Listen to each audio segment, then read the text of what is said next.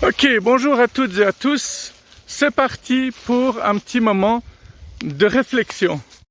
Est-ce que ça vous est déjà arrivé de rêver tellement vivement à quelque chose que vous considérez ça comme un souvenir et vous vous rendez même plus compte que c'était un rêve en fait, tellement ça paraissait réel?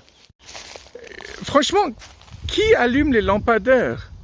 Et puis, ces gens, ils sont où? À quel moment ils décident d'allumer, d'éteindre le lampadaire? Et puis ils le font depuis où? Ils sont dans une base secrète ou quoi? Imaginez qu'il y ait des animaux qu'on ne connaisse pas, qu'on n'ait jamais découverts, simplement parce qu'ils sont des pros en camouflage.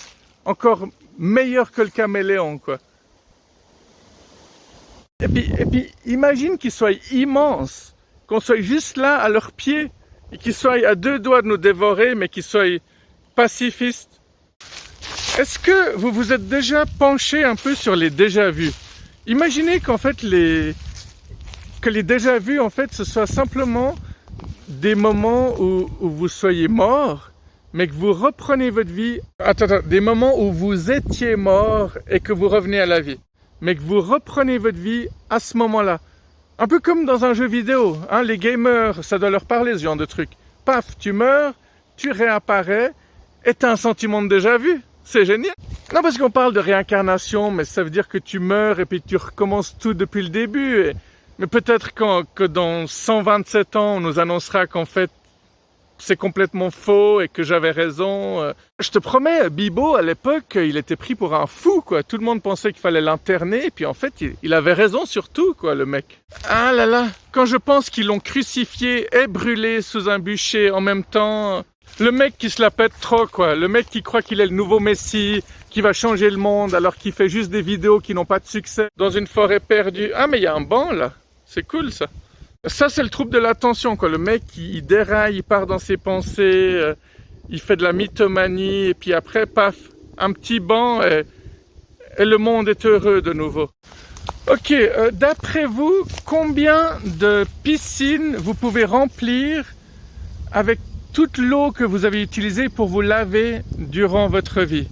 Intéressant, hein, comme question.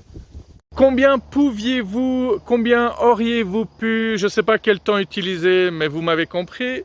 Vous pensez que vous pouvez aussi en remplir à l'aide de vos larmes et de votre transpiration? Alors combien auriez-vous pu en remplir dans le passé et combien allez-vous pouvoir en remplir avec vos larmes futures? Et puis combien de pas vous avez fait dans votre vie, approximativement? Combien de fois vous avez cligné des yeux? Attention, encore plus difficile. Combien de livres auriez-vous pu écrire à l'aide de tous les mots que vous avez écrits dans tous les SMS que vous avez envoyés dans votre vie? WhatsApp y compris, évidemment.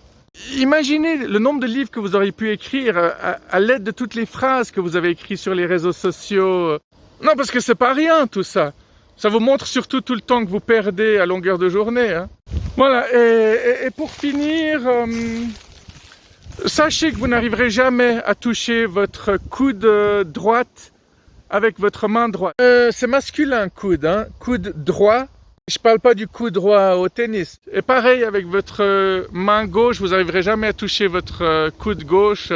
Alors arrêtez d'essayer, quoi. À moins d'avoir une déformation qui vous permette de le faire, ou à moins que vous soyez un super-héros. Allez, hein.